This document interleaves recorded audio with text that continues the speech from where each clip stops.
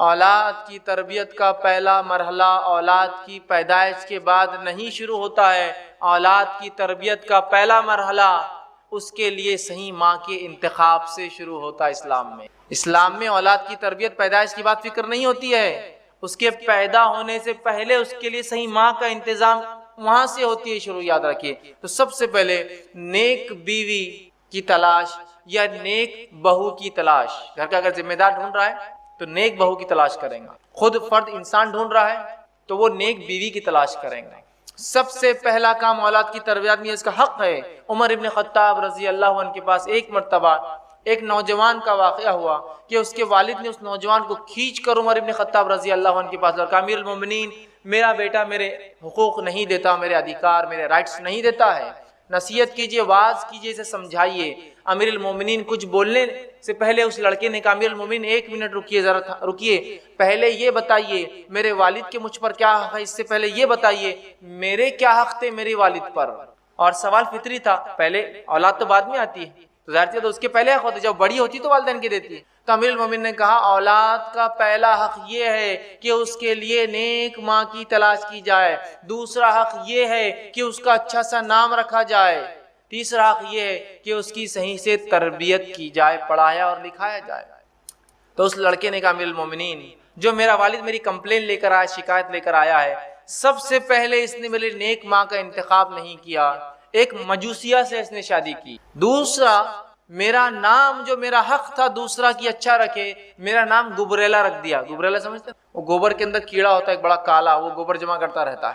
میرا نام صحیح نہیں رکھا اور میری تعلیم اور تربیت میں اس نے جو ہے کوئی محنت اور مشقت نہیں. تب امیر المومنین عمر ابن خطاب رضی اللہ عنہ نے جو ہے فرمایا اور کہا کہ تم اپنی اولاد کا حق نہیں دیتے ہو اور اولاد بڑی ہونے کے بعد جب تمہارے حق نہیں دیتی تو مجھ سے آ کے حقوق مانگتے ہو اس کے. سمجھ رہے بات کو؟ تو اولاد کا پہلا حق شروع ہوتا ہے, تربیت کا پہلا مرحلہ, فرسٹ سٹیج اس کی پیدائش کی بات سے نہیں. اس بات کو خاص دھیان دے, وہ ہے نکاح کے لیے صحیح لڑکی کا انتخاب, صحیح لڑکے کا انتخاب, صحیح بہو کا انتخاب, صحیح داماد کے انتخاب سے شروع ہوتا ہے. اس لیے کہ ایک دیندار لڑکی ہی اپنے اولاد کو دین سکھائیں گے, ایک دیندار باپ ہی جو ہے, لڑکا جو باپ بنے گا وہی اپنے بچوں کو دین کی تعلیم دے گا. اب یہ مرحلے کو چھوڑ کر آپ کہیں گے آپ کیسے ہمارے بچوں کی تربیت کریں, تو آپ اگر پہلی سٹیپ میں گر جائیں گے تو باقی کا کیا ہوگا. دینداری کو اپنے نکاح میں ترجیح دیجیے. ہم کہاں دینداری کو اپنے نکاحوں میں آج ترجیح دے رہے ہیں؟ تمام چیز دنیا داری والا معاملہ ہوتا ہے. لڑکی پسند کرنا ہے دنیا داری, لڑکا پسند کرنا ہے دنیا داری.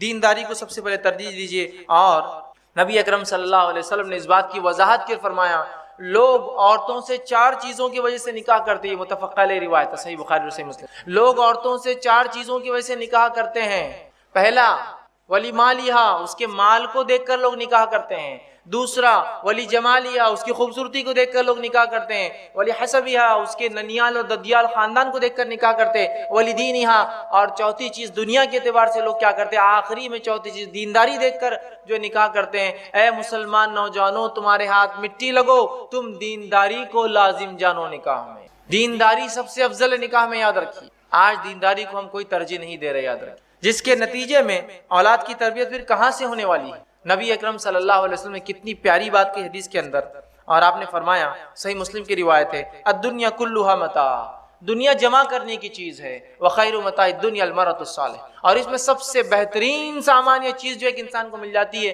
وہ نیک بیوی ہے. اس سے بہترین کوئی چیز نہیں دنیا میں نیک بیوی سے.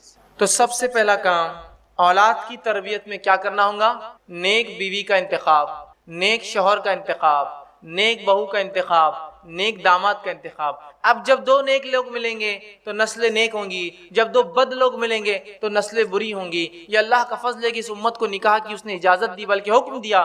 ورنہ دیگر قوموں میں یہ ہوتا ہے نیک لوگ شادی نہیں کرتے اور ان کی نسلیں کم ہوتی ہے, برے لوگ نکاح کرتے ہیں اور وہ بڑھتے جاتے ہیں. ایک انسان نیک بن گیا اب وہ شادی نہیں کر سکتا. اسلام میں ایک انسان نیک ہے, نکاح کر سکتا ہے, تو ظاہر سی بات ہے نیک لوگ آگے بڑھیں گے. ورنہ دوسری قوم میں نیک لوگ ختم ہو جاتے ہیں اور برے لوگ بڑھتے جاتے ہیں. تو بہرحال سب سے پہلا مرحلہ جہاں سے تربیت کی ابتدا سٹارٹ ہوں گی وہ مرحلہ ہے, وہ ماں کے انتخاب سے شروع ہوتا ہے. اس کو سب سے پہلے ہم دھیان دیں. دوسری چیز جو دوسرا اسٹیپ رہے گا ہمارا اولاد کی تربیت میں وہ یہ ہے کہ جب نکاح ہو جائے جو دینداری کی بنیاد پر ہو, اس کے بعد والدین نیک اولاد کی اللہ سے دعا کرے. اس کا بھی بڑا تاثیر اور اثر ہوتا ہے. کس چیز کی دعا کرے؟ نیک اولاد کی والدین اللہ سے دعا کرے۔ افسوس کی بات یہ ہے بہت سے لوگ نکاح کرتے ہیں لیکن کبھی نیک اولاد کی دعا نہیں کرتے ہیں۔ نیک اولاد کی دعا کرنا یہ انبیاء علیہ الصلوۃ والسلام کی سنت ہے نکاح کے بعد، لیکن آج ہم دعائیں نہیں کرتے ہیں۔ تو یہ بڑا اہم عمل ان کی تربیت کا حصہ ہے، یہ ابھی دنیا میں آئے نہیں ہے لیکن یہیں سے شروع ہوتی ہے تربیت ان کی کہ نیک جو ہے اولاد کی جو ہے دعا کریں۔ ہمارے پاس تو عام طور سے یہ ہوتا ہے کہ اگر نکاح کے بعد اولاد نہ ہو تو لوگ مختلف قسم کے شرک اور بدعت میں لگ جاتے ہیں۔ ایک تو یہ پارٹ ہے، اگر اولاد نہ ہو تو مختلف قسم کے شرک اور بدعت میں لگ جاتے ہیں۔ اندازہ لگائیے جو اولاد شرک اور بدعت کے بنیاد پر وجود میں آئیں گی وہ اولاد کہاں سے اللہ کی توحید پر چلنے والی ہوں، شرک اور بدعت میں لگ جاتے ہیں۔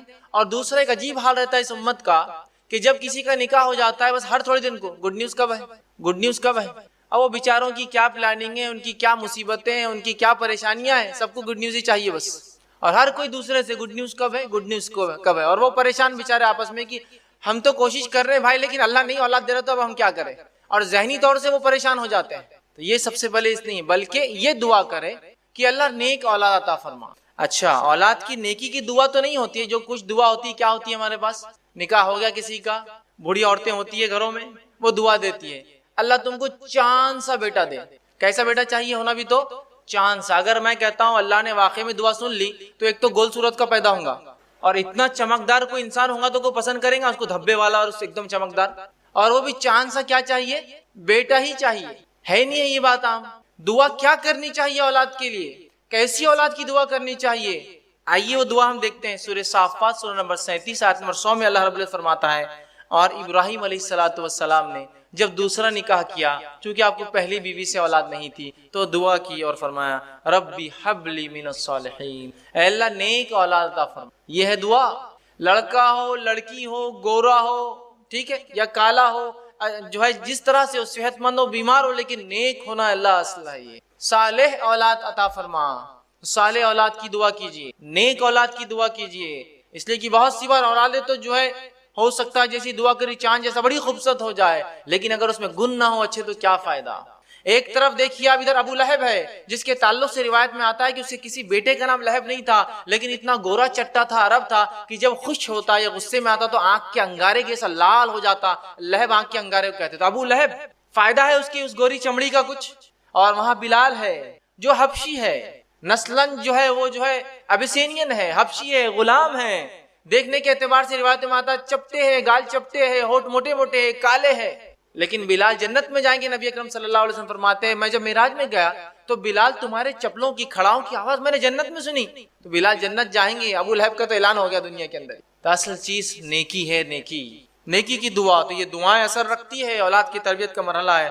دوسرا ہم دیکھتے ہیں ابراہیم علیہ الصلوۃ والسلام اولاد کی دعا کرتے ہیں سورہ غافر سورہ نمبر 40 آیت نمبر 14 میں، رب اجعلنی مقیم الصلاۃ ومن ذریتی ربنا وتقبل دعا، اے اللہ مجھے اور میری ذریت کو نماز کا پابند بنا، نماز قائم کرنے والا بنا۔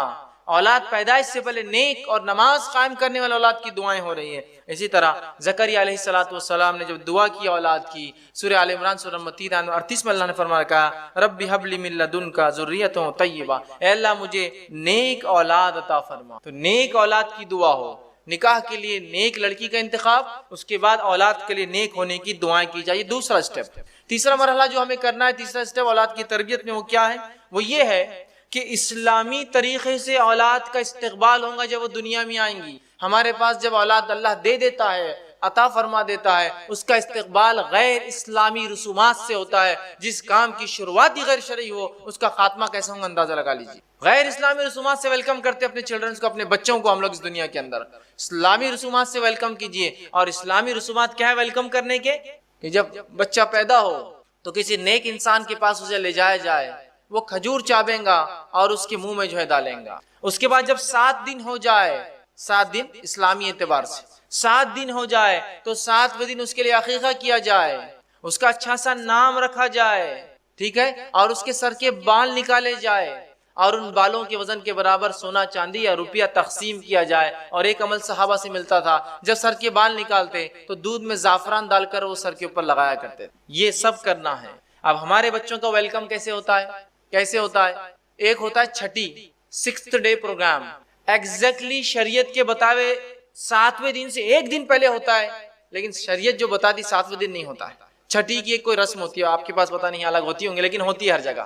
پوری عورتیں جمع ہوتی ہے، وہ دیا جلاتی ہے، اس پہ کچھ کاجل جمع کرتی ہے، چھوٹے چھوٹے برتن بچی ہو تو لا کے دیے جاتے ہیں، لڑکا ہو تو کچھ تحفے تحائف دیے جاتے ہیں. یہ چھٹی ہوتا ہے. اور اس کے بعد 40ویں دن ایک پروگرام ہوتا ہے، اس کو بولتے ہیں چلا. بڑے دھوم دھام سے وہ چلائے آ جائیے، چلائے آ جائیے، کارڈ بھی تقسیم ہوتے ہیں، ہال لیا جاتا ہے. جس بچے کا ویلکم غیر شرعی بنیادوں پر ہو رہا ہے، جس کا ویلکم 7th ڈے ہونا چاہیے تھا، 7ویں دن جو عقیقہ ہونا چاہیے تھا، نام، وہ تمام چیز چھوڑ کر ہم غیر اسلامی رسومات اپناتے ہیں. پھر بولتے ہیں اللہ یہ بچے ہمارے بے دینی کیوں ہو جا رہے ہیں؟ اس لیے کہ آپ نے تو شروعاتی ان کی بے دینی سیکھی. کوشش اثرات رکھتی ہے اپنے اندر، یہ بات طے ہے نا. کوشش اثرات رکھتی ہے، بات طے ہے نا. کیا کوشش کی اس بچے کے ویلکم کے لیے آپ نے؟ یہ غیر اسلامی طریقے.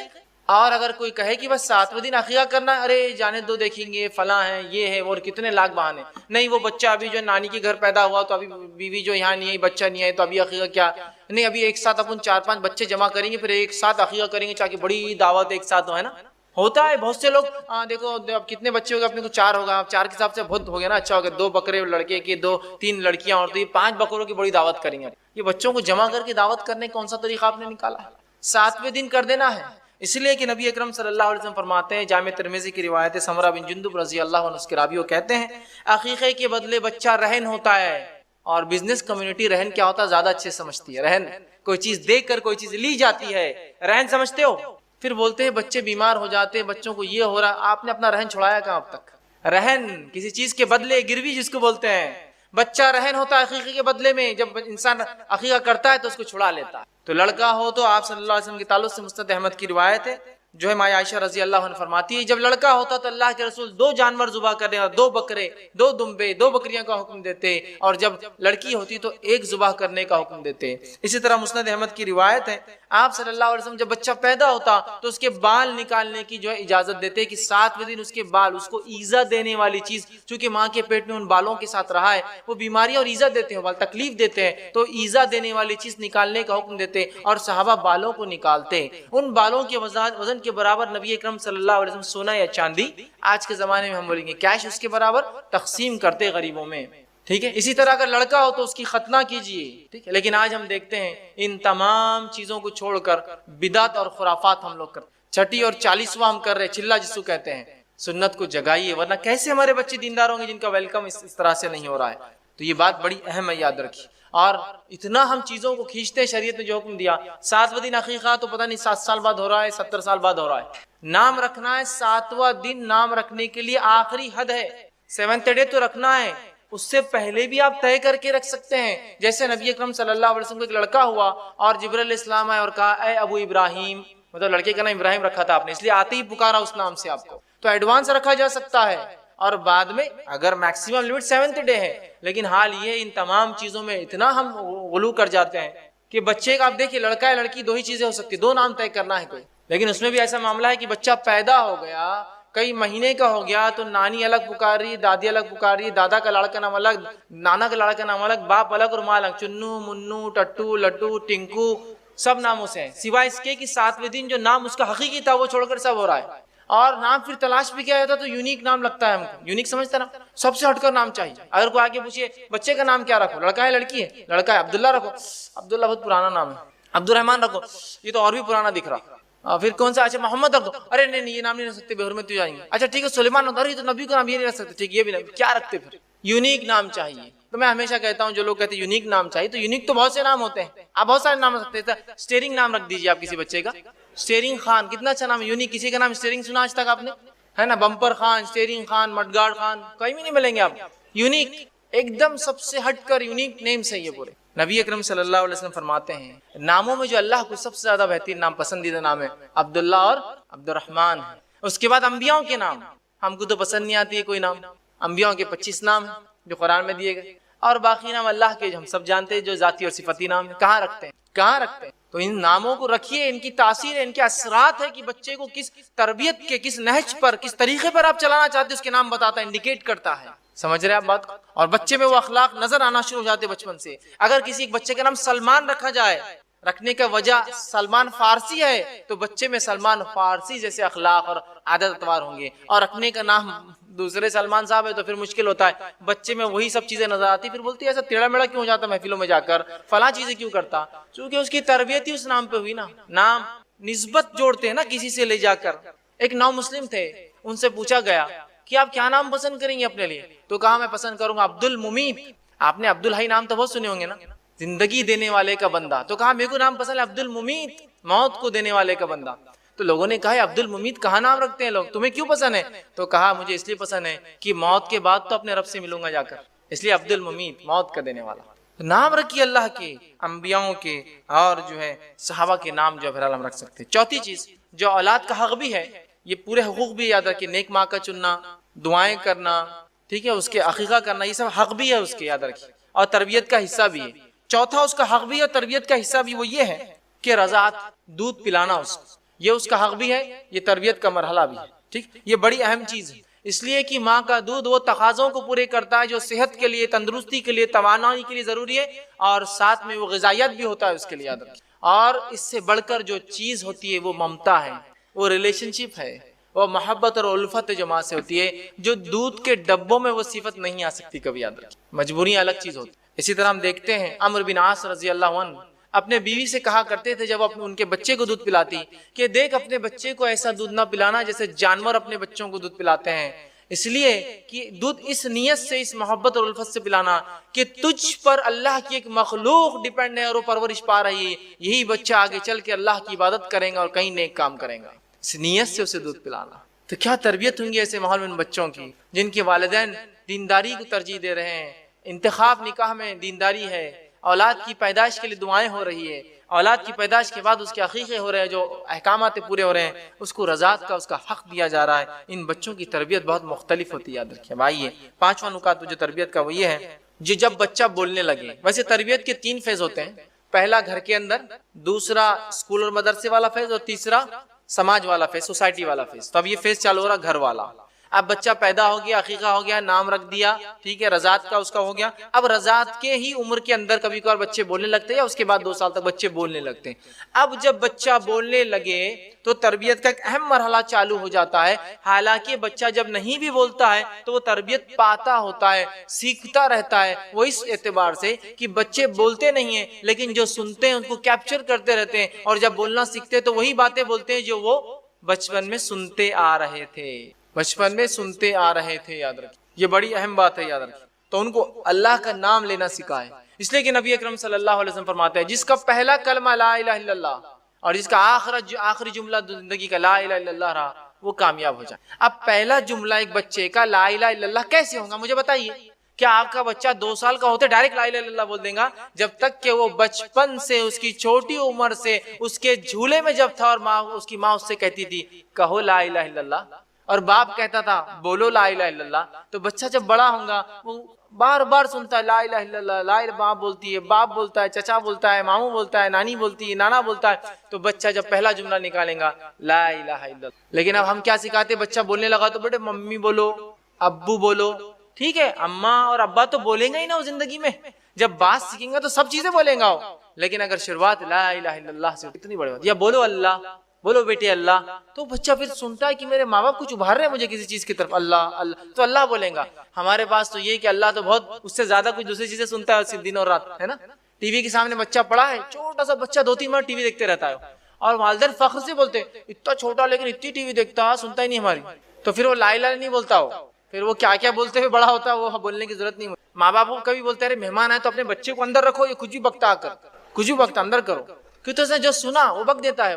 تو بچے ایک ریکارڈر ہوتے ہیں, ایمٹی ریکارڈر, جو سنتے ہیں ریکارڈ کرتے جاتے ہیں, ریکارڈ کرتے جاتے ہیں, اور جب بولتے ہیں وہ سب بولتے ہیں جو انہوں نے اتنے 2 سال میں ریکارڈ کیا ہے, بولنے لگ جاتے ہیں. سمجھ رہے آپ؟ تو انہیں اللہ کا نام لینا, وہ عمر سے جب 1 مہینہ 2 مہینے کا ہے تب سے اس کو ترغیب دو, بیٹا کہو لا الہ الا اللہ. تو جب وہ بولیں گا پہلی بار 12 مہینے میں یا 13 مہینے میں یا 14 مہینے میں یا 2 سال میں, تو کہیں گا لا الہ. بڑی بات ہے, یاد, یہ بڑے اہم مراحل ہیں. جب بولتا ہے, ہمارے پاس تو حال یہ ہے کہ اسے توتلی زبان میں گالیاں سکھاتے ہیں, سکھاتے ہی نہیں سکھاتے ہیں. اور دیکھو ہمارا بچہ کتنی توتلی زبان میں تتے بولتا ہے, سکھاتے ہی نہیں سکھاتے ہیں. اور مہمانوں کے سامنے بولو بیٹا بولو, ایک بار بولو انکل کو کیسا آپ بولتے, تو انکل کو آگے بولتا تتے. اب اس کے بعد جب بڑا ہوتا اور جب وہ صحیح زبان سیکھتا اور جب بولتا انکل کو کتے, تو پھر پتا چلتا انکل کو کیا ہوا, اور ماں باپ کو پتا چلتا اب کیا ہوا, ہوتا ہی نہیں ہوتا ہے. اور یاد رکھیے ایک بات, وہ لوگ خاص طور سے جو بچوں کو غلط الفاظ سکھاتے ہیں, نبی اکرم صلی اللہ علیہ وسلم اس بات کو یاد رکھیے کہ جو انسان کسی کی ترغیب دینے پر کوئی نیکی یا کوئی برائی کرے گا جب تک وہ نیکی چلتے رہیں گی ثواب ملے گا، جب تک وہ برائی چلتے رہیں گے اس کا جو ہے گناہ ملتا رہے گا۔ ایک معصوم بچے کو ایک گندا کلمہ سکھانا وہ زندگی بھر کا وبال لے لینا ہے، اور ایک بچے کو صحیح تربیت دے کے اچھے جملے سکھانا۔ تو ہمارا تو کام یہ ہو کہ ہم دوسروں کے بچوں کو گود میں لے تو کہا بیٹا لا الہ الا اللہ، تاکہ بچہ کہے انکل بھی لا الہ الا اللہ بولتے، ابو بھی لا الہ الا اللہ بولتے، ماما بھی لا الہ الا اللہ بولتے، دادا بھی یہ بولتے، مجھے بولنا ضروری ہے لا الہ الا اللہ۔ ماحول اور سماج بنائی اس طرح سے۔ تو بچے کی تربیت جب بچہ بولنے لگے، اور ایک بات یاد رکھے، ماں کی گود بچے کا پہلا مدرسہ ہے، فرسٹ اسکول ہے اس کا۔ وہ اسکول میں اس کو رائٹ کائنڈ آف گائیڈنس اور تربیت یا اس کی جو ہے پرورش بہت زیادہ ضروری، یاد رکھیے۔ اگر ایسا نہ ہوا تو بہت ساری برائیاں سماج میں پھیل رہی اور پھیلتے جائیں گی۔ چھٹا نکات جو وہ یہ ہے کہ اولاد کے بیچ عدل کرے۔ اب ایک اولاد ہوئی، تربیت کا مرحلہ ہوا، سیکنڈ کے ٹائم آپ عادی ہو جاتے، پہلے سے پریکٹس ہوتی ہے آپ کو کیا کیا آپ نے کیا تھا۔ اب ایک سے زیادہ اولادیں آپ کو ہو گئی تو ان میں انصاف کرے۔ بہت سی مرتبہ اولاد میں انصاف نہ کرنے کی وجہ سے اولاد کو آپ چاہے کتنی تربیت کرے ان کی تربیت نہیں ہوتی۔ کیوں؟ لڑکا اور لڑکی کا فرق، لڑکے اور لڑکے میں فرق کی گورا لڑکا اور کالا لڑکا کسی کا ہے، دو لڑکے ہیں ڈبل شیڈ کے اندر، ایک لڑکا بہت گورا ہے ایک لڑکا بہت کالا ہے۔ تو آپ دیکھیے ماں باپ فرق کرتے ہیں، عدل نہیں کرتے بچوں میں۔ کہاں ہے میرا گورو، آ بیٹا ادھر، تو گویا وہ دوسرا بچہ جیسا کم رنگ ہوتا ہے وہ صرف دیکھتے رہتا ہے میرا والد کیوں کرتا ہے میرے ساتھ ایسی ناانصافی۔ بچے بہت زیادہ غور کرتے ہیں اور بہت جلدی نتیجے نکال لیتے ہیں۔ لڑکا اور لڑکی کا فرق کہ لڑکی عمر میں 10 سال بڑی ہے آپ کے بیٹے سے، اور آپ اس بہن کو، اس چھوٹے سے بھائی کو بھیا بولنے لگاتے ہو۔ بولتی میں 10 سال بڑی ہوں اور میں بھیا کیوں بولوں اس لڑکے کو؟ نہیں بیٹے تم کو بھائی ہے، مطلب احسان ہوا تم پر، اللہ نے کیا تم کو بھائی دے دیا۔ وہ بھائی بولیں گی اس کو، وہ بولیں گا اس کو بہن اور باجی، وہ نام لیں گی اس کا، چھوٹا ہے اس سے 10 سال، نہیں بھیا بولو، بھائی ہے نا تمہارا، رسپیکٹ کرو اس کی۔ یہ ناانصافی ہے، لڑکی اور لڑکے میں ناانصافی، لڑکے اور لڑکے میں ناانصافی، یہ اسلام میں درست نہیں ہے، پسندیدہ نہیں ہے۔ یہ ناانصافی سے اولاد کی تربیت نہیں ہو پاتی ہے، بچے نفرت کرنے لگ جاتے ہیں والدین سے۔ ایک مرتبہ کا واقعہ ہے، صحیح بخاری کی روایت ہے، نعمان بن بشیر رضی اللہ عنہ فرماتے ہیں میرے والد ایک بار گھر آئے اور کہا کہ میں نعمان کے نام پر فلاں زمین یا ایک غلام اسے دیتا ہوں۔ نعمان کی والدہ بڑی ہوشیار عورت تھی، انہوں نے کہا کہ یہ بات جب تک میں قبول نہیں کروں گی جب تک نبی اکرم صلی اللہ علیہ وسلم کے پاس چل کر آپ یہ نہ کہیں۔ وہ تینوں مل کر جاتے ہیں، نبی اکرم صلی اللہ علیہ وسلم کے پاس جاتے ہیں اور نعمان بھی ساتھ ہوتے ہیں۔ ان کے والد کہتے ہیں، ان کی والدہ کہتی ہے اللہ کے رسول، نعمان کے والد نے نعمان بن کو جو ہے بشیر نے جو ہے نعمان کو جو ہے ایک غلام دیا ہے تحفے، تو کیا یہ ٹھیک ہے؟ تو اللہ کے رسول نے فرمایا کہ تمہیں کتنے بچے ہیں؟ کیا صرف ایک ہی ہے نعمان؟ تو کہا نہیں اور بھی ہے۔ تو کیا تم سب کو غلام دے رہے ہو تحفے میں؟ تو کہا نہیں۔ تو پھر کہا میں ایسے ظلم کے معاملے پر گواہ نہیں بنتا کہ ایک بچے کو دیا یا دوسرے کو نہیں۔ بہت سے والدین ہوتے تحفہ لے جاتے ہیں، 2 بچے گھر میں اور ایک کو لے جاتے ہیں، نہیں میرا ایک بہت سنتا دوسرا نہیں سنتا تو ایک کو دوں گا، نہیں۔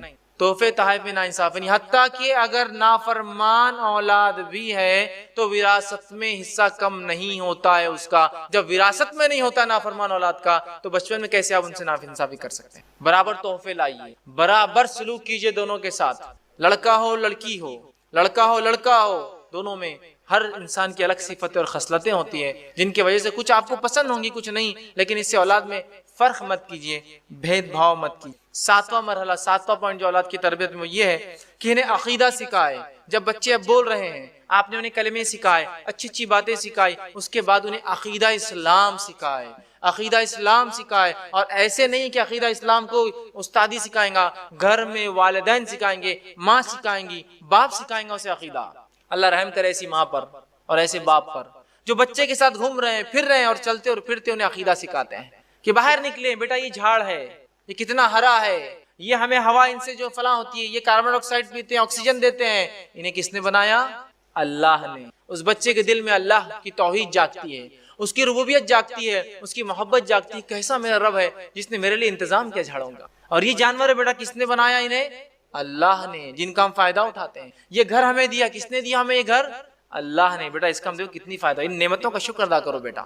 بچوں کو سکھائیے۔ عبداللہ بن عباس رضی اللہ عنہ فرماتے ہیں میں چھوٹا تھا، نبی اکرم صلی اللہ علیہ وسلم کے ساتھ اونٹ پر سوار ہوا، اور سوار ہونے کے بعد اللہ کے رسول نے مجھے کچھ باتیں سکھائی۔ یہ تربیت کے بڑی اچھی باتیں جو اللہ کے رسول نے عبداللہ کو سکھائی تھی۔ آپ صلی اللہ علیہ وسلم نے چھوٹے تھے سکھایا اور فرمایا کہا، پہلی چیز جو نصیحت کی عبداللہ کو، جو جامع ترمذی کی روایت ہے اس کے اندر جو ہے 5 نصیحتیں، اور مسند احمد کی روایت میں اضافی اور 3 نصیحتیں، 4 نصیحتیں، ٹوٹل 9 نصیحتیں۔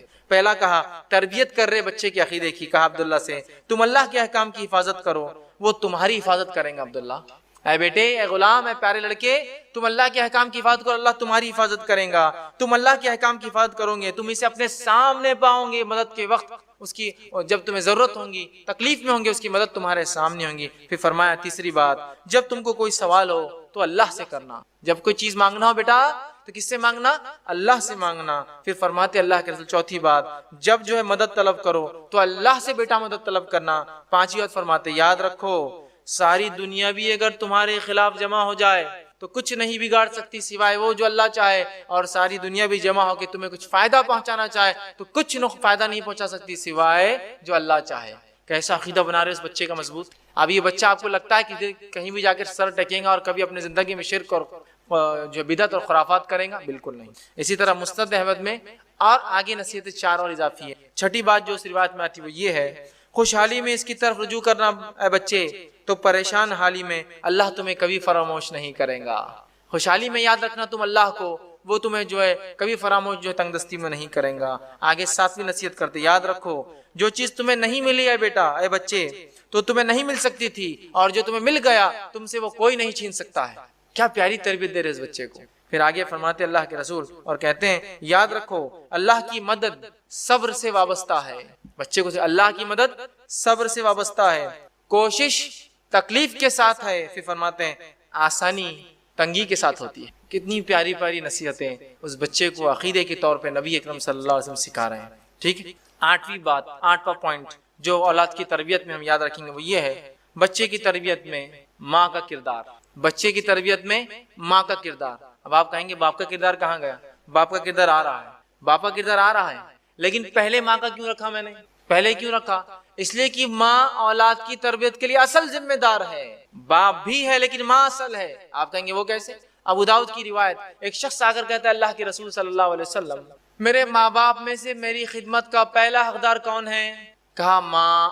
دوسرا حقدار کون ہے؟ تو کہا ماں۔ کہا تیسرا حقدار کون ہے 3rd لیول پر؟ تو کہا ماں۔ کہا چوتھا حقدار کون ہے؟ تو کہا تیرا باپ، تمہارے والد۔ والد کا رینکنگ کیا آئی؟ 4th۔ اگر اس اعتبار سے دیکھا جائے تو gold medal goes to father, gold medal گیا باپ کو، جو معاف کرنا ماں کو، سلور میڈل گیا ماں کو، برونز میڈل گیا ماں کو، اور باپ کو صرف پارٹیسپیشن پرائز ملا صرف 4th لیول پر آتا ہے۔ جب اسلام ماں کو یہ درجہ دے رہا ہے تو کچھ وجہ ہوں گی نا اس کے پیچھے۔ اگر آپ کو ایک پوزیشن اور پوسٹ دی جاتی ہے سماج میں تو کیا آپ ناکارہ، نااہل کام نہ کرنے کی وجہ سے دی جاتی ہے یا کام کی وجہ سے دی جاتی ہے؟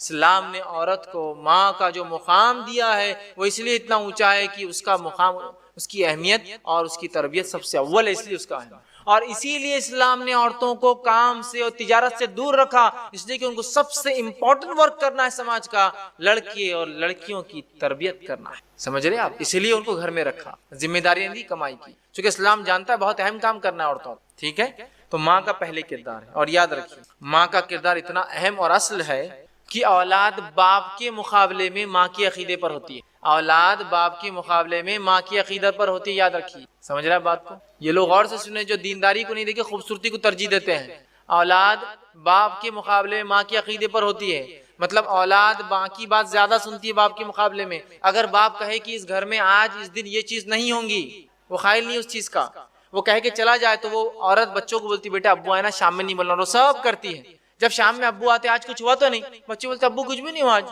بھی بولتی نہیں آپ نے نہیں بولے بات میں کیسا کر سکتی کوئی چیز۔ بچے سپورٹ کس کو کرتے ہیں؟ ماں کو۔ اب ماں دیندار ہے، باپ کتنا بھی بے دین ہو تو ماں بچوں کو تربیت یافتہ کر دیں گی۔ سمجھ رہے ہیں بات کو؟ تو ماں کا کردار اہم ہے، اور ماں کے عقیدے بچہ ہوتا ہے۔ اس کی پہلی دلیل نوح علیہ السلام کا بیٹا ہے، چونکہ آپ کی بیوی ایمان نہیں لائی آپ کا بیٹا بھی ایمان نہیں لایا۔ اس لیے میں نے کہا بچے ماں کے عقیدے پہ ہوتے ہیں باپ کے مقابلے میں، چونکہ بچے اپنے دل کی بات جب باپ کو بھی کہنا ہوتا ہے والد کو تو کس سے کہلواتے ہیں؟ ممی آپ بولو، امی آپ بولو، والدہ آپ بولو، امی حضور آپ بولو، ہے نا؟ یہ کرتے ہی نہیں کرتے۔ تو بہت اہم ہے ماں کا کردار۔ تو عورتیں اس بات کو غور سے سنیں، آپ ایک بہت اہم ذمہ داری کے تحت معاشی ذمہ داریوں سے، اکنامیکل برڈن سے دور کی گئی ہے تاکہ آپ تربیت کریں بچوں کی۔ لیکن افسوس کی بات ہے آج ہماری مائیں کہاں وہ تربیت کری، ہماری بہنیں اور مائیں جو تربیت مطلوب ہے۔ آج تو تربیت کا یہ معاملہ ہے کہ ماں کے گود میں ایک ہماری بہن کے گود میں ایک چھوٹا بچہ ہے اور وہ بیٹھ کے 3 گھنٹے اگر سنیما اور ٹی وی دیکھتی ہے تو کیا امید کی جائیں گی ان بچوں سے کہ یہ خالد بن ولید بنیں گے اور یہ ابوبکر اور عمر اور عثمان بنیں گے؟ بہت اہم کردار ہے ماؤں کا. جب ماؤں نے اپنی ذمہ داری چھوڑ دی تو یاد رکھیے روز قیامت پوچھ بھی ہے. وہ حدیث یاد کیجئے، اور عورت سے پوچھوں گی اس کے شوہر کے بچوں کی کیا کیا اس ذمہ داری، اور جو ذمہ داری ضائع کرے وہ جنت کی خوشبو بھی نہیں. تو آج ہم دیکھ رہے ہیں مائیں تربیت نہیں دے رہی. دوسرا واقعہ ام سلیم رضی اللہ عنہا، ان کے بیٹے انس بن مالک، انس کے تعلق سے آتا ہے رضی اللہ عنہ کہ ان کی والدہ ایمان لائی تھی. ابو انس غیر مسلم تھے، اور ایک مرتبہ وہ گھر آئے تو یہ تو ایمان والی تھی. انس سے کہا کہو بیٹے لا الہ الا اللہ، تو انس نے فوراً کہہ دیا لا الہ الا اللہ. تو ابو انس نے کہا کہ تم تو بگڑ گئی ہو، میرے بیٹے کو بھی بگاڑ دے رہی ہو. اور لاکھ منع کرنے کے باوجود بھی انس برابر جو ماں کہتی رہی لا الہ الا اللہ کہتے رہے. تو بچوں پہ ماں کا اثر زیادہ ہوتا ہے باپ کے مقابلے میں. آئیے تیسرا واقعہ اسماعیل علیہ السلام کا، جن کی والدہ ہاجرہ علیہ السلام ہے. جو ہاجرہ علیہ السلام ایک ایسی ماں کی مثال ہے جس نے اپنے بیٹے کی ایسی تربیت کی جس کی زیادہ تفصیلات تو تفصیلات زیادہ کیا بالکل ہی نہیں ملتی، سوائے ایک واقعے میں ایک جملے کی جو اللہ رب العزت نے اپنی کتاب میں دہرایا. وہ جملہ بتا دیتا ہے کہ کیا تربیت تھی ہاجرہ کی اسماعیل کے معاملے میں علیہ السلام، کیا تربیت تھی. ابراہیم علیہ السلام چھوڑ کر گئے اس شیرخوار جو اسماعیل کو اور اپنی بیوی کو، لیکن اس کے بعد جب ایک حکم ہوتا ہے خواب کے ذریعے کہ جا کر اپنے بیٹے کو ذبح کر دو، اس بیٹے کو لے کر نکلتے ہیں اور کہتے ہیں بیٹا میں نے خواب دیکھا ہے، انی تذبحک فانظر ماذا تری، اس خواب میں دیکھتا ہوں میں تجھے ذبح کر رہا ہوں، اب تو بتا کیا کرنا ہے. تو بیٹے کا ایک جملہ ہاجرہ کی تربیت کا کنکلوژن ہے. بیٹا کہتا ہے کہ اے میرے والد کر گزریے، تفعل ما تؤمر، کر گزریے جو رب کی طرف سے حکم آپ کو آتا ہے. ستجدونی انشاءاللہ من الصابرین، آپ مجھے انشاءاللہ صبر کرنے والوں میں پاؤں گے. یہ ایک جملہ اسماعیل کا ان کی ماں کی تربیت بتاتا کیا تھی، جو ایسی کی تھی ہاجرہ نے ایک یونیک تربیت کہ باپ آ کر کہتا ذبح کرنا ہے اور بیٹا کہہ رہا ہے کر گزریے جو آپ کرو آپ کو انشاءاللہ میں صبر کرنے والا. تو بچے ماں کے عقیدے پر ہوتے ہیں. ماں دیندار تھی، اسماعیل بھی دیندار تھے، اس حد تک جو کہا بس کرنا ہے تو آپ کر دیجئے خود بات ہے نا. اسی طرح ہم دیکھتے ہیں اس مرحلے میں ایک چیز کو خاص خیال رکھیں، وہ یہ ہے کہ مائیں اور باپ دونوں مل کر بچوں کو لاڑ اتنا نہ کر دے کہ بچے لاڑ میں عام زبان میں کہتے سڑ نہ جائے. ورنہ بہت سی بار اتنا لاڑ ایکسٹراڈنری ہو جاتا ہے کہ پھر بعد میں بچوں کو کنٹرول کرنا ناممکن ہو جاتا ہے. سمجھ رہے آپ بات؟ تو یہ مرحلہ بہت اہم ہے. اور ایکسٹراڈنری لاڑنے جس کو عام زبان میں کہتے ہیں کہ سونے کا نوالا کھلائیے لیکن کڑوی نظر سے دیکھیے ان کو. سخت معاملہ ہوگا، سب کیا کھانا ہے کیا پینا ہے کیا دینا ہے سب کیجیے جو کرنا ہے، لیکن تربیت کی اور بد اخلاقی کی اور کسی دوسرے معاملے میں ذرہ برابر بھی چھوٹ نہیں ہے. بچوں سونے کا نوالا کھلائیے لیکن کڑوی نظر سے دیکھیے تاکہ وہ بگڑے نہ. ٹھیک. نواں مرحلہ، نواں جو کام کرنا ہے 9 پوائنٹ وہ یہ ہے باپ کی تربیت. باپ کی تربیت کیسی ہوں گی، مطلب باپ کا رول تربیت میں اولاد کی بڑا اہم ہے. ماں کے بعد اس کا چونکہ رول آتا ہے. باپ کا رول بھی یاد رکھیے تربیت میں بہت اہم ہے. اور باپ اور استاد یاد رکھیے دونوں کی ذمہ داری ایک جیسی ہوتی ہے. اس لیے میں اس کو انشاءاللہ عزیز جو بچہ جب گھر سے باہر قدم رکھتا ہے تو جو ہے تربیت میں باپ کا کردار، باپ کا رول، اور اس کے بعد اس کے استاد، اس کے ٹیچر دونوں کا رول آتا ہے. تو باپ ہونے کے ناطے ایک انسان جو اپنے بچے پہ چیک رکھے. چیک سمجھتے ہیں آپ؟ مطلب یہ کہ دن بھر وہ ماں کے ساتھ تھا، شام میں آ کے آج ستائے تو نہیں، آج دعائیں یاد ہوئی، آج عربی برابر ہوئی، آج اسکول گئے تھے، آج ہوم ورک ہوا، آج دعائیں فلاں ہوئی، آج یہ ذکر ہوا تھا کہ آج پورا چیک. پڑوسیوں کو تکلیف تو نہیں دے گی، پورا چیک کیا والد. اور اگر کہیں چوک ہو اور اس کی بیوی آ کر کمپلین کرے بچے کی ماں تو والد اس کو سیریسلی لے اور بچوں کی تنبیہ کرے، ڈانٹے اور سمجھائے کہ آئندہ یہ غلطی میں نہیں سنوں گا آپ کی. جیسا ایک ماں ٹیچر ہوتی ہے تو باپ ایک ایگزامینر جیسا ہے کہ آگے وہ چیک کرے گا کہ کیا ہوا، صحیح ہوا نہیں ہوا تربیت. ورنہ بہت سی بار ماں تو انتھک کوشش کرتی ہے، شام میں باپ آ کے پوری محنت پانی پھیر دیتا ہے کہ بچے آگے بولتے ہیں ابو ابو آج امی نے ایسا کرے، اور الٹا جو ہے وہ آدمی اس کی بیوی کہتا ہے کیوں ایسا کرے میرے بچوں کو. بچے شیر بن جاتے ہیں، ان کو پتا چل گیا ماں کی نہیں سننا ہے اپنے. تو یہ بات یاد رکھیے باپ جو ہے، اور باپ کے لیے بہترین نمونہ ابراہیم علیہ الصلوۃ والسلام، باپ کے لیے بہترین نمونہ خود نبی اکرم صلی اللہ علیہ وسلم، اور باپ کے لیے بہترین نمونہ کہ کیسا ہو جو ہے لقمان علیہ السلام ہے. قرآن کے مختلف ابواب اٹھائیے اور ان کی زندگیوں کو دیکھ لیجیے تو پتہ چلے گا باپ کیسا ہونا چاہیے. ٹھیک. اسی طرح 10واں نکات وہ یہ ہے بچے کی تربیت میں اسکول اور درسگاہ کا رول. اسکول اور درسگاہ کا رول اب بڑے اہم ہم ایشوز کی طرف جا رہے ہیں، اس لیے کہ اب گھر میں تربیت ہو رہی ہے، لیکن اب رائٹ کائنڈ آف ایجوکیشن اگر باہر نہیں ملے گا تو اس کے بھی بہت خطرناک نتائج نکلتے ہیں. یاد رکھیے جیسے کہ جو اسکول اور درسگاہ کا جو رول جو بچے کی زندگی میں ہوتا ہے تربیت میں بڑا اہم ہے. یاد رکھیے اس لیے کہ ماں باپ کی تربیت کے بعد اب اسکول اپنا رول، یا مدرسہ جس کو کہے اسکول کا، یہ وہ رول ادا کرتا ہے. لیکن آج ہم دیکھتے ہیں ہمارے پاس مذہبی اسکولوں کا وجود ہی نہیں. مدرسہ ایک الگ چیز ہے. ایسے اسکول کی تو ہمارے کتنے پرسنٹیج بچے مدرسوں میں جاتے بتائیے آپ؟ پورے امت کے میں سمجھتا ہوں 3 سے 4 یا 5 یا 10% بچے مدرسوں میں جاتے ہیں، باقی بچے کہاں جاتے ہیں؟ اسکول۔ آج ہمارے پاس اسلامک اسکول کا کوئی تصور نہیں ہے، لیکن آج ایسے اسکولوں کی اتنی سخت کمی ہے، ارے اسکول تو بہت دور کی بات ہے، ایسی دینی درسگاہوں کی بھی کمی ہے جو دینی درسگاہ ہمارے بچوں کو کتاب اور سنت کے مطابق تعلیم دے۔ ہوتا ہے نا کچھ اسکول چلیے اب نہیں ہے ایسا اسکول، تو ہمارے بچے اسکول الگ پڑھتے ہیں، مدرسہ جاتے ہیں، جہاں کے مکتب میں سیکھتے ہیں، ان مکتبوں کا بھی انتظام نہیں ہے۔ اور اگر ایسے اسلامک اسکول نہیں ہے تو انہیں ڈالیے، اور اگر نہیں ہو سکتا تو اپنے بچے کو بہت طے کر کے ایسے سیکولر اسکولز میں ڈالیے جہاں مذہب کی کوئی چھاپ نہ ہو، ورنہ پتہ نہیں وہ کون کون سے مذہب کے بچپن سے قائل ہو جائیں گے۔ یاد رکھیے بچے بڑے اثر لیتے ہیں چیزوں کا، تمام تر وسائل ہونے کے باوجود بھی ہم نے آج جو ہے اسکولوں میں جو ہے وہ نظم اسلامک اسٹڈیز کا نہیں لایا، یا ایسے مکتب اور مدارس نہیں قائم کرے جو خالص کتاب و سنت کی تعلیم دے۔ اسی طرح آج ہم دیکھتے ہیں جو کچھ تھوڑے بہت پیرنٹس ہیں جو دھیان دیتے ہیں وہ صرف دنیاوی ایجوکیشن پر دیتے ہیں، دینی ایجوکیشن غائب ہے ان کے پاس، صرف دنیاوی ایجوکیشن۔ دینی تعلیم کو بھی اہمیت دیجیے، اس کے لیے نظم قائم کیجیے، اس کے لیے سسٹم بنائیے۔ یاد رکھیے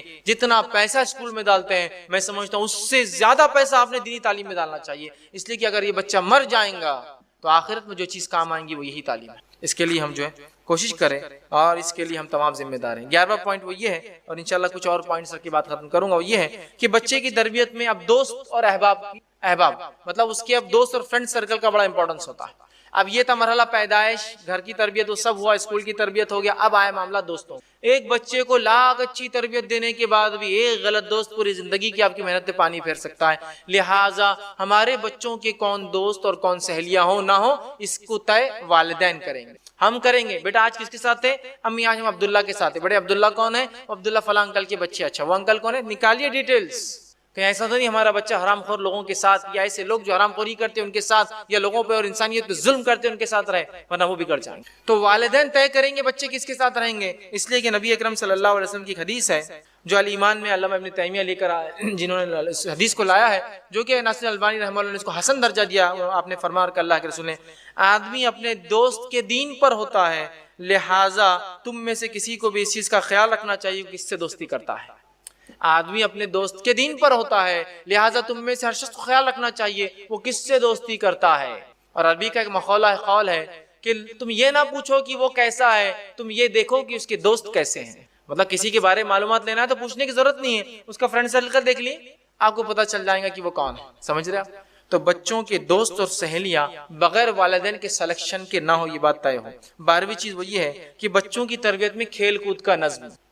بہت سی بار والدین بچوں کو کھیل کود کرنے نہیں دیتے ہیں، اور ایک غلطی جو والدین سے ہوتی ہے معلوم وہ کیا ہے؟ یہ غلطی کو آپ اگر سدھاریں گے انشاءاللہ بہت زیادہ فائدہ ہوگا۔ وہ کیا ہوتا ہے؟ بچہ جا کر سمجھے ٹیبل پہ ہاتھ لگا رہا ہے، یہ مت کرو، گلاس اٹھا رہا ہے کانچ کا، یہ مت اٹھاؤ، گاڑی پہ بیٹھ رہا ہے چابی لے رہا ہے، یہ مت لو، کھانا کھا رہا ہے تو ایسا مت کرو، وہاں مت جاؤ، یہاں مت آؤ۔ ہم کیا کرتے معلوم؟ صرف کیا مت کرو، کیا مت کرو، نہیں نہیں نہیں نہیں نہیں بولتے ہیں۔ وہ دل میں سوچتا ہے دنیا میں لائق ہے کوئی جب ہر چیز نہیں اور نہیں اور نہیں اور نہیں تھی کرنے کی، تو سمجھ رہے آپ؟ ہر چیز کو آپ بولتے ہیں گاڑی کی چابی کو ہاتھ مت لگاؤ، فوراً آپ کو بولنا پڑے گا بیٹا گاڑی کی چابی کو ہاتھ مت لگاؤ، آپ کو دوسری کی لا کے دیں گے، اس سے کھیلا کرو، چونکہ اس کو چاہیے وہ چیز۔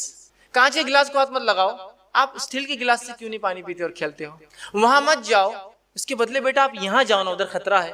یہ مت کھاؤ، اس لیے کہ اسلام میں منع ہے بیٹا، وہ کیوں نہیں کھاتے؟ فوراً الٹرنیٹ دیجیے اس کو، یہ نہیں تو کیا، یہ نہیں تو کیا۔ یہ سنت رسول ہے کہ اللہ کے رسول جب صحابہ کسی عمل سے روکتے فوراً الٹرنیٹ سولوشن دیتے۔ جیسے کہ آپ صلی اللہ علیہ وسلم فرمایا، ایک بار دیکھا حضرت بلال رضی اللہ عنہ 2 ناخص کھجوریں، ردی کھجوریں لے کر گئے اور ایک اچھی لائے۔ آپ نے کہا بلال یہ کیسے ہوا؟ تو کہا میں نے 2 ردی کھجوریں ایک شخص کو دی اور اس کے بدلے میں ایک اچھا لے لیا۔ آپ نے کہا ایسا مت کرو، اس میں سود ہے، تم 2 ردی کھجوریں پہلے بیچو اور بیچنے کے بعد پھر ایک ٹوکری اچھی کھجور لو۔ تو پہلے آپ نے کہا یہ غلط ہے اور فوراً سولوشن دیا کیا کرنا ہے۔ تو بچوں کو والدین سے غلطی کیا ہوتی ہے معلوم؟ یہ مت کرو مت کرو مت کرو مت کرو مت کرو بولتے ہیں، فوراً آپ بولے یہ مت کرو اور یہ کرو، یہ مت کرو بیٹا یہ کرو، یہ مت کرو یہ کرو، چونکہ انہوں کرنا ہے ایکٹیویٹی کچھ نہ کچھ، فطرت ہے نا بچوں کی۔ تو بچوں کی تربیت میں کھیل کود بڑا امپورٹنٹ رول رکھتے ہیں۔ ہمارے پاس پیرنٹس اس پہ دھیان نہیں دیتے، والدین کھیل کود کا کوئی نظم جس سے ان کی جو ایکسٹرا انرجی ہوتی ہے جو برن نہیں ہوتی نا، تو پھر وہ کیا کرتے معلوم آپ کو؟ کہیں بھی یوز کرتے ہیں۔ بہت سے بار بچوں کو والدین کمرے میں بند رکھتے ہیں، گدے پھاڑ دیتے ہیں، دیواروں کو رنگ دیتے ہیں، پھر والدین پریشان ہوتے ہیں ایسے بچے کیسے ہوتے جا رہے ہیں۔ آپ ان کو کھیلنے لگا رہے، ان کے اس جوش اور توانائی کو ختم کیجیے، ڈیلی جو ڈیولپ ہوتی ہے۔ چلیے آج کھیلنا ہے، آج گارڈننگ کریں گے بیٹا اپنا، آج سنڈے چلو آج کھودنا ہے، پلانٹیشن کرنا ہے اپنے کو، آج یہاں جانا ہے، آج مدد کرنا ہے، سوشل سروس کا کام ہے اپنا۔ چھوٹا بھی ہے تو ساتھ لے جائیے اس کو، بچے سیکھتے ہیں۔ آپ کا بزنس ہے، آپ کوئی چیز جما رہے ہیں، چلو بیٹا آج جمانے کے لیے میرے ساتھ رہوں گے، اس کی اس ایکسٹرا انرجی کو یوز کیجیے، اس کو رائٹ کائنڈ آف گیمز میں ڈالیے، ایسے کھیل جو اس کے جسم کو نشو و نما دیتے ہیں، وہ فالتو قسم کے گیم نہیں جس کے اندر اس کا دن اور زندگی برباد ہو رہی ہے۔ اچھے کھیل یاد رکھیں، اچھی چیزیں یاد رکھیں جو ضروری ہے ایک انسان کے لیے، ان کھیلوں کی طرف، ان چیزوں کی طرف جو متوجہ کرے اور ان کو رائٹ کائنڈ آف سپورٹس کے اندر ڈالے، اور جس سے ان کے جسم کی توانائی، طاقت، قوت ڈیولپ ہو۔ اسی طرح جو ہے 13 پوائنٹ وہ یہ ہے کہ بچوں کے درمیان انعامی مقابلے رکھیں۔ انعامی مقابلے سمجھتے ہیں آپ؟ کمپٹیشن رکھیے کہ چلو آج دونوں خیرت کروں گے، آپ اس پہ انعام ملیں گا، آج دونوں قرآن کون زیادہ پڑھتا ہے اس پہ انعام ملیں گا، آج سیرت طیبہ پر ایک کمپٹیشن ہے، آپ ایگزام دو فلاں ملیں گا، آج یہ کروں گے تو یہ ملیں گا، یہ پڑھوں گے تو یہ دیا جائے گا، شام تک یہ دعا کروں گے تو آج ایک کیڈبری آپ کے لیتا ہے شام میں، کون پڑھیں گا سب سے پہلے؟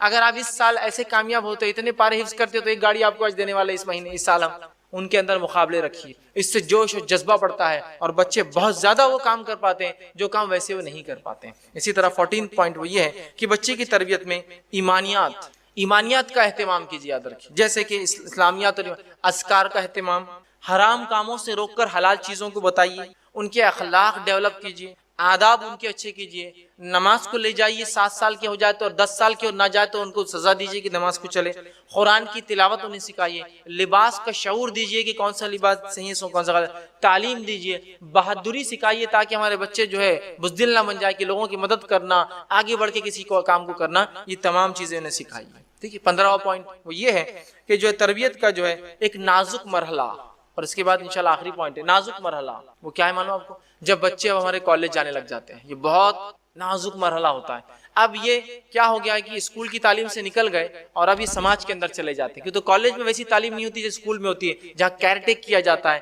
کالج میں جو کرنا چاہے کرے، جو اچھا ہے وہ اچھا کر لیتا ہے، جو برے ہے وہ برے کام کرتے ہیں نا۔ تو اب کالج کا مرحلہ بڑا نازک ہوتا ہے، اس معاملے میں باپ اور ماں بچے کے دوست بن جائے۔ علی بن ابی طالب رضی اللہ عنہ فرماتے تھے بچے جب 7 سال تک ہوتے ہیں تو ہم ان سے کھیلتے ہیں، پھر 7 سال ہم انہیں تربیت دیتے ہیں اور 7 سال ہم ان کے دوست بن جاتے ہیں۔ ایسے کتنے والدین ہیں جو اپنے بچوں سے بات کرتے ہیں، وہ تو چھوڑیے، ایسے کتنے والدین ہیں، والدہ تو بھی ہوتی ہے، ایسے کتنے والد ہیں جن کو یہ پتا ہے کہ میرے 4 بچے کون کون سی کلاس میں ہیں، بڑا کچھ تو بھی پڑھتا، چھوٹا کچھ تو بھی کرتا، منجلا کچھ تو بھی کرتا، اس کا نہیں معلوم کیا کرتا، مطلب ان کو معلوم نہیں کون سی کلاس میں ہے، وہ ان کی اماں دیکھتی، میں زیادہ اس پہ ٹینشن نہیں لیتا، ان کی ماں کا کام ہے۔ آخری بار بیٹے سے کب بات کی تھی اپنے؟ نہیں میری بیٹی سے جمتی نہیں ہوں، میں گھرتا، میں سو گھرتا بس۔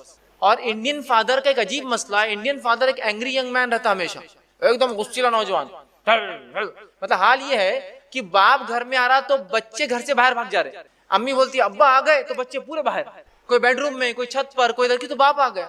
ہونا تو یہ چاہیے تھا کہ باپ آنے کے بعد اعلان ہو کہ باپ آ گیا تو بچے باپ کی طرف آئیے، باپ سے دور بھاگتے ہیں، چونکہ ہمارا جو باپ ہوتا ہے اینگری ینگ مین، پورے گھر باس کا غصہ، سڑک کا غصہ، ٹریفک کا غصہ، گاڑی کے خراب ہونے کا غصہ بیوی اور بچوں پہ نکالتا ہے۔ اب جب وہ ریلیشن ڈیولپ نہیں ہوں گے تو کالج میں جب بچے جاتے ہیں تو ان میں جذبات چھلکتے ہیں، ان جذبات کو کس سے وہ شیئر کرے؟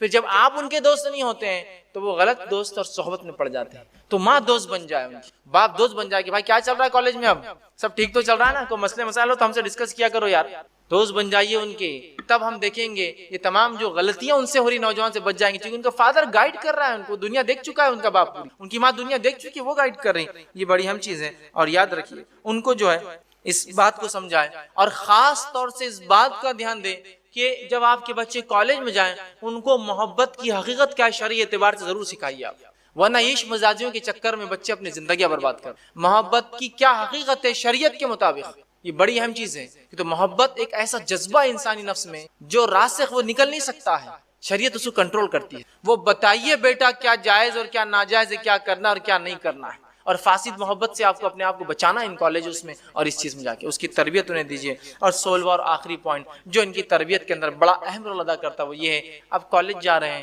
بڑے ہو چکے ہیں، بالغ ہو چکے ہیں، جتنے جلدی ہو سکے ان کا نکاح کر دیجیے، جتنے جلدی ہو سکے نکاح کر دیجیے۔ نکاح کرنے کے لیے وہاں پر 100 بہانے، نہیں ابھی وہ پڑھ رہے ہیں، تو پڑھ رہے تو کون خرچہ برداشت کر رہا ہے ان کا؟ آپ ہی کر رہے ہیں۔ لڑکی پڑھ رہی ہے تو کون خرچہ برداشت کر رہا ہے اس کی شادی ہونے تک؟ آپ ہی کر رہے ہیں۔ تو شادی کرنے میں کیا جاتا ہے؟ شادی ہونے سے ایک بوجھ آ جائے گا، وہ اچھے محنت کریں گا۔ یاد رکھیے نکاح نہیں ہونے سے جو برائیاں پھیلتی ہیں نا تو وہ کنٹرول نہیں کی جا سکتی، چونکہ انسانی فطرت ہے کچھ چیزیں، اور فطرت تو ختم نہیں کیا جا سکتا۔ تو جتنے جلدی ہو سکے نکاح کر دے۔ باپ اس اللہ رب العزت اس باپ پر رحم کرے جو اپنے بچے کا نکاح صرف یہ سوچ کر جلدی کرتا ہے کہ میرا بچہ جو کسی شر اور فتنے میں نہ پھنس جائے نکاح نہیں ہونے کی وجہ سے۔ یہ زمانہ جو حالات جو ہے بہت برے جا رہے ہیں. اس زمانے میں ہم دیکھ رہے ہیں لوگ اتنے قسم کے برائیوں میں جو پھنس چکے ہیں صرف اس وجہ سے کہ نکاح نہیں ہوتا ہے. تو والدین دھیان دیں اور جلد سے جلد نکاح کر دیں. اب میں نے بات نکاح سے شروع کی تھی، پھر لا کے میں نے بات نکاح پہ ختم کر دی. اب پھر وہی مرحلہ نکاح، دیندار لڑکی، اور پھر وہ پوائنٹس پورے گول چلیں گے. یہ سائیکل بن گئی پھر سے آ کر کہ نکاح آ گئے، نکاح کے بعد پھر وہی تربیت، وہ سب آئیں گے، پھر نکاح کا معاملہ آئیں گا. تو نکاح کر دیں تاکہ پھر اب یہ سائیکل پھر چلیں گی، اور ایک نسل کے بعد دوسری نسل دنیا میں آئیں گی جو اللہ کی عبادت کریں گی. تو لہٰذا یہ بے انتہا ضروری ہے کہ ہم اس بات کو اولاد کی جو ہے صحیح تربیت کریں. ایک آخری جو ایک پوائنٹ ہے، پوائنٹ نہیں وہ ایک سوال ہے جو والدین کرتے ہیں، اس کا جواب دے کے بات ختم کروں گا. ہم لاکھ کوشش کرنے کے بعد بھی ہمارے بچے سدھرتے نہیں. ہم نے لاکھ عربی کی، ٹیوشن کی، اسکول کیا، کالج گیا، پیسہ خرچ کیا، پھر بھی بچے نہیں سدھرتے. وجہ کیا ہے؟ اس کی بڑی ایک اہم وجہ ہے. اس وجہ کو رکھ کے اپنی بات ختم کروں گا. بڑی عام اور بڑی اہم وجہ ہے. اگر اس وجہ کو آپ نے آج ختم کر دیا، اس چیز کو آج ختم کر دیا، تو آج ہمارے گھروں کی آدھی تربیت تو ہو جائیں گی. میں اگر آپ سے کوشچن کروں کہ ایک ہاؤس ہے پانی کا، اس کے اندر صاف پانی بھرنا ہے آپ کو، اور اس ہاؤس میں ایک سوراخ میں سے گندا نالی کا پانی آتا ہے، تو کتنی دیر میں اس ہاؤس میں صاف پانی بھرا جائے گا؟ آپ کہیں گے زندگی بھر بھی نہیں بھرا جائے گا، چونکہ صاف پانی آتا، گندا پانی آتا، صاف پانی آتا، گندا پانی. عقل مند انسان وہ ہے جو پہلے گندے پانی کے راستے کو بند کرے، پھر صاف پانی اس میں بھرے. ہے نہیں ہے؟ تو یہ بگاڑ، اخلاقی بگاڑ، سماجی بگاڑ، یہ بگاڑ، وہ بگاڑ، ان کی تربیت کا بگاڑ کیوں آ رہا ہے؟ اس کی وجہ کیا ہے؟ ریزن کیا ہے؟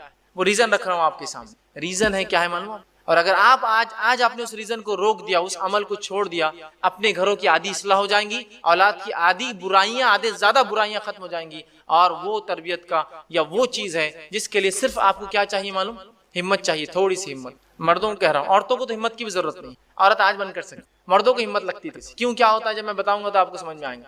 صرف آپ کو جا کر اپنے کیبل چینل کو بند کر دینا ہے. آدھی اصلاح اور آدھی بگاڑ آج ختم ہو جاتا ہے. ابھی آج رات سے ختم ہو جائیں گے انشاءاللہ. آپ لاکھ عربی پڑھائیے، لاکھ ٹیوشن لگائیے، لاکھ روپیہ خرچ کیجئے، لیکن ٹی وی پہ گھنٹوں بیٹھ کے جو برائی دیکھیں گے، کیا آپ سمجھتے ہیں کیا وہ اچھائی کریں گے؟ پھر آج ہو جائیں گے. میں نے مردوں سے کیوں کہا کہ مردوں کی ہمت لگتی ہے؟ اس لیے کہ بہت سے مرد جوش میں آ جاتا ہے، آج بند کر دیتا ہوں، پھر جا کے بولتا بیگم بند کر دوں کیا؟ بیگم بولتی ہے تم رہیں گے یا ٹی وی رہیں گی، کیا کرنا ہے؟ تو بولتا اچھا ٹھیک ہے رہنے دو، ٹی وی رہنے دو، ٹھیک میں جا رہا ہوں. ہوتا ہے نا؟ ہوتا ہے. یہ مجھے پتا ہے، بغیر بیوی سے پوچھے کہ نہیں بند کر سکتے آپ. اس لیے میں نے کہا آپ کو ہمت لگے گی. عورتوں کو کیا کرنا ہے معلوم؟ صرف جا کے بولنا ہے آج سے ٹی وی نہیں چلیں گی. اگر اس کا شوہر بولا کیوں؟ اگر تم ٹی وی دیکھتے روم میں نہیں آتا، بولتا اچھا نہیں ٹھیک ہے ٹی وی بند، میں لے آ کے پھینک دیتا اس کو باہر، روم میں آنا بند مت کرو. لیکن ہے نا؟ تو عورتیں آج کر سکتی ہے اصلاح. لیکن کیا ہے، ہم لوگ یہ تو سنتے ہیں، ہزار لیکچرز، ہزار بیانات سب ہوتے ہیں، پریکٹیکل عمل کرنا ہم سے نہیں ہوتا ہے. تو پھر پچھتاوا تو اور 1 سال بعد ایک لیکچر ہوگا، 6 مہینے بعد یہ تربیت پہ، پھر اور یہ ہوگا، پھر اور 10 سال بعد بھی یہ ہوگا. کچھ نہیں ہوگا. اقدامات، فوراً سٹیپس لے. سب سے پہلے ٹی وی بند کیجیے، یا پھر ٹی وی ویسے وہ ڈبہ حرام نہیں ہے، اس پہ جو آتا حرام حلال ہے، صرف وہ چیزیں دکھائے وہ جو اسلامک ہو. کیبل کے ذریعے نہیں بلکہ الگ سے کوئی سورس کے ذریعے ڈی وی ڈی ہے، اور کہ صرف اس پہ اسلامیات، ڈاکیومنٹریز یا ایجوکیشنل پروگرامز چلے. ورنہ یہ 10 سال اور 50 سال بھی اصلاح معاشرہ کی کوششیں کیجیے اولاد کی تربیت کے، نہیں ہو سکتی. یہاں بولیں گے بیٹے گالی نہیں دینا، وہاں ٹی وی پہ گالی سننا. بیٹے یہ جو ہے نا، یہ ایسی چیزیں کرنا، لڑکیوں کو چھیڑنا برا ہے، وہاں لڑکیوں کو چھیڑتے ہوئے دیکھتا ہے. بیٹے فلاں کام برا ہے، اور وہاں وہ سب ہوتا ہے. بیٹے کپڑے پورے پہنو، ایسا بےحائی ہے، وہاں بےحائیوں کو دیکھتا ہے، بےحائی عورتوں اور مردوں کو دیکھتا ہے. تو بہرحال اس کو روکے بغیر جو ہے حل نہیں، یاد رکھیے. تو لہٰذا یہ ایک سلوشن تھا جو لوگ بار بار سوال کرتے کہ ہمارے بچوں کی اصلاح کیوں نہیں ہو پاتی، حالانکہ ہم سب کوشش کر رہے ہیں. آپ نے برائی کے دروازے بند نہیں کیے تو اچھائی کیسے داخل ہوں گی؟ ٹھیک ہے. تو لہٰذا ٹی وی کو بند کیجیے، انشاءاللہ عزیز، پھر تربیت میں آسانی ہوں گی، وقت بھی آپ کو ملے گا بہت سارا، اور پھر اچھے سے جو ذمہ داری اللہ نے دے کر ہمیں بھیجا ہے، اولاد کی پرورش اور اس کی تربیت، تاکہ یہ آخرت میں ہمارے نجات کا ذریعہ بنے، یہ ہمارے مرنے کے بعد ثواب جاریہ کا ذریعہ بنے. یہ اس کو ہم سکسیسفلی، اس مشن کو ہم جو کمپلیٹ کر پائے. آخر میں اپنی بات کو میں ختم کروں گا. اللہ